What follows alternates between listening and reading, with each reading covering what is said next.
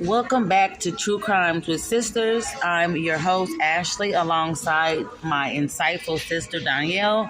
Today, we're diving into a case that has rocked Commerce City, Colorado.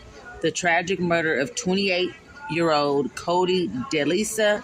His death, marked by heartbreak and unanswered questions, was intimately tied to the actions of Ashley White, a 29-year-old woman convicted of second-degree murder, conspiracy to commit second-degree murder, and robbery.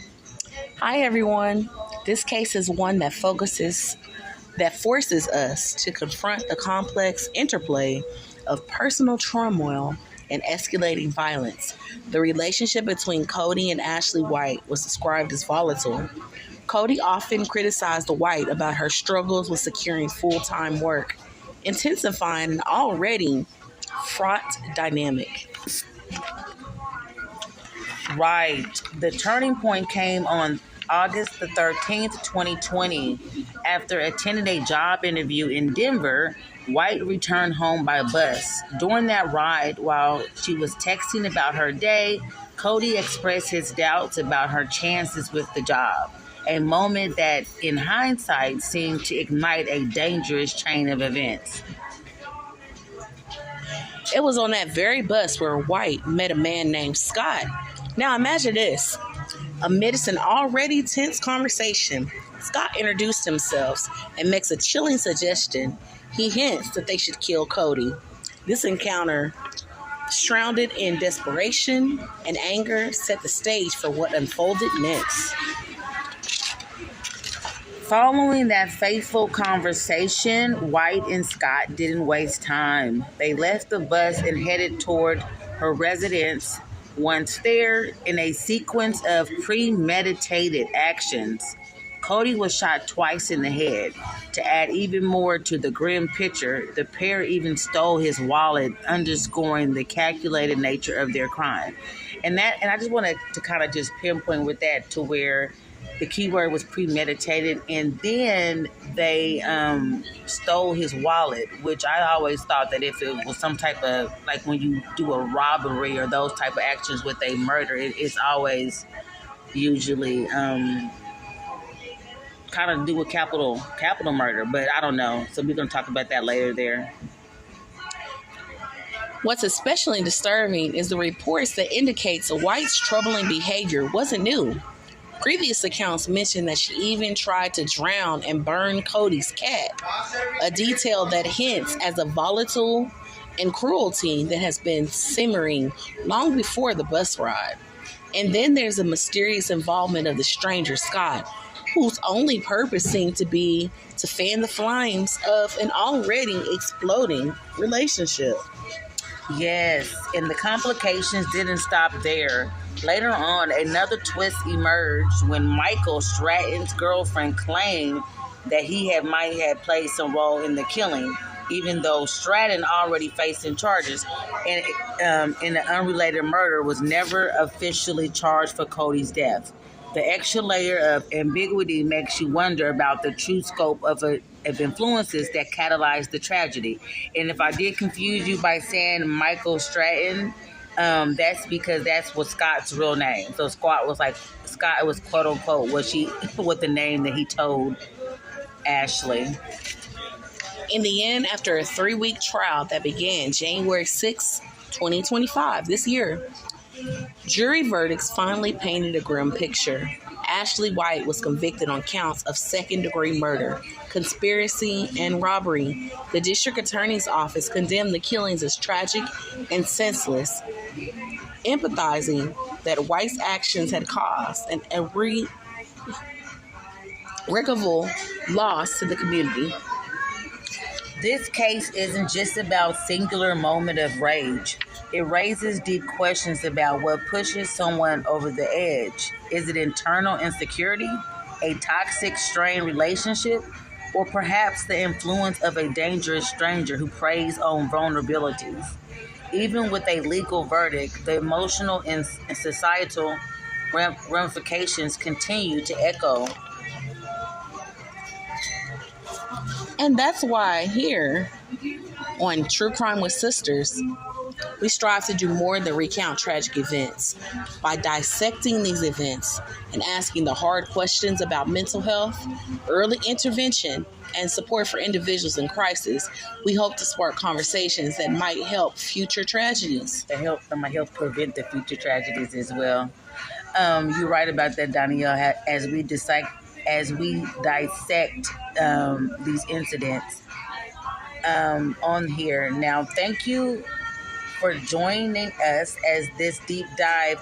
But we're going to just talk about some of the key points of just this case because, like I said, it all goes back with a lot of our other cases that we've been talking about, which is a lot of mental health. Like, we actually had to have some type of mental health going on there, mental health instability, should I say, even if on her mugshot, what you see on our visual on this episode is that she was smiling on her mugshot. So it was like she was happy at that time, which she shouldn't have been happy about anything. So it just kind of goes back to mental health, because even if something like that, that Cody had mentioned her not having a job, something as trivial as that should not have caused that much rage where she planned an attack on him, in which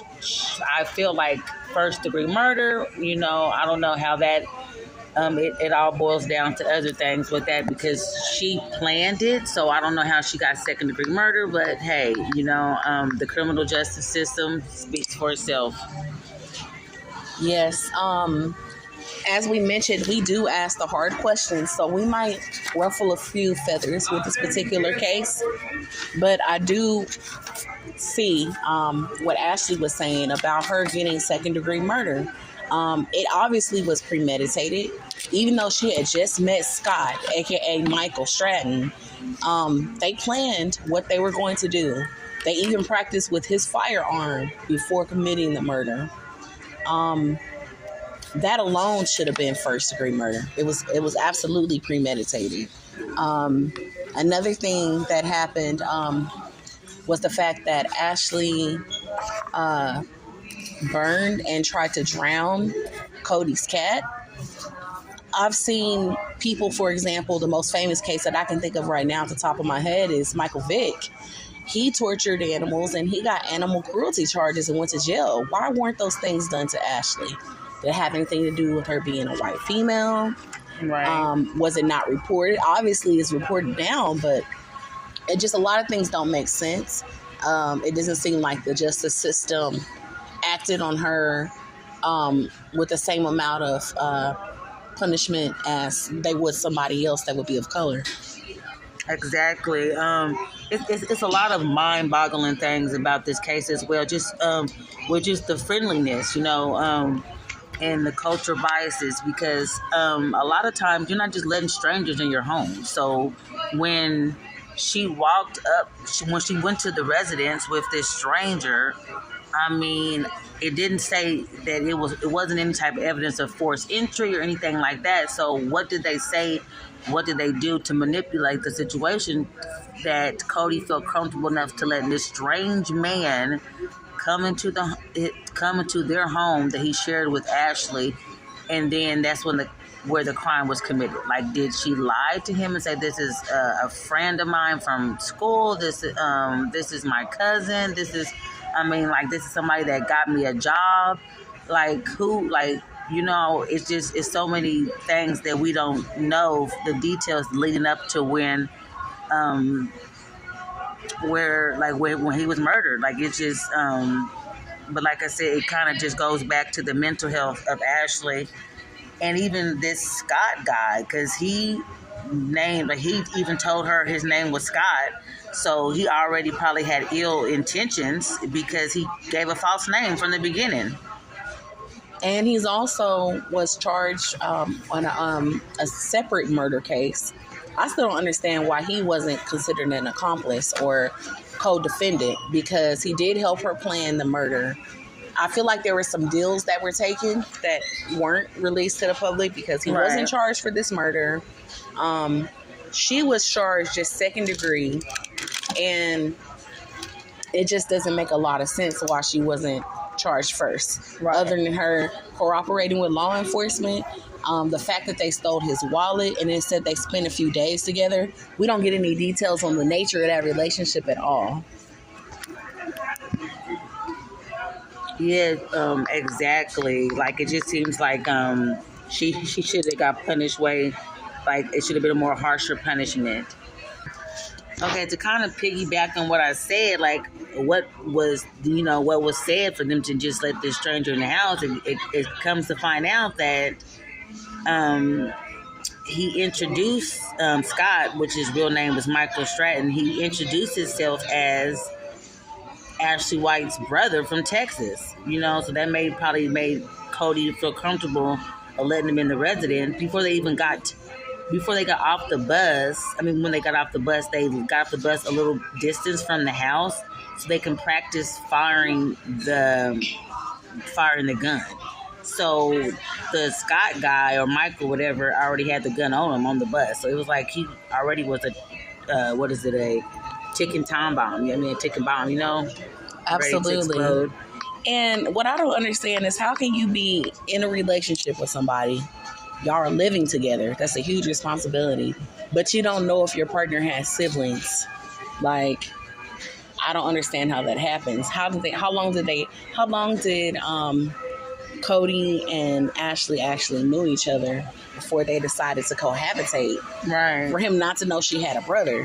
Which goes back to say, know your person. Like when you're living with somebody, that is a big step. Like Danielle said, like you don't really know nobody until you actually live with them. That can be a family member, a girlfriend, a boyfriend, a friend, a coworker. When you're living with somebody and cohabiting together, you learn their habits. You learn a lot of stuff that you may not have known about somebody. So how long were they dating before they started living with together for them not to really know much of it? Because it had to be a sense of comfortability for Cody just to let this person in the house like that. Also goes back to like the mental health of both this Scott and Ashley. They both had some issues that was going on probably far before they even got into their relationship, because later on Scott's girlfriend is the one who turned him in. He was convicted of whole nother murder, but he fit the description of this case, and that's how he was linked back to the murder of Cody. And also, this could have been 100% avoided. If Cody was having issues with Ashley not getting a job, he could have simply made her move. He could have moved. If you're cohabitating with somebody and they're not pulling their weight, or it's not working as a couple, don't badmouth them and antagonize them into doing what you want them to do. At the end of the day, we're all adults. If they're not willing to give what you're giving to the relationship, leave. That could have saved his life. In Ashley's situation, if she felt like he was volatile and abusive to her and was forcing her to try to get a job, she could have left. She could have moved. She could have moved on to another relationship. She could have moved somewhere else. But for whatever reason, they both stayed in this chaos. Absolutely.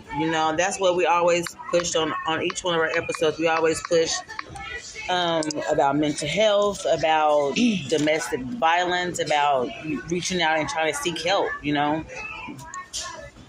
There wasn't a lot of information about Cody, as whether or not it was actually true if he was abusive.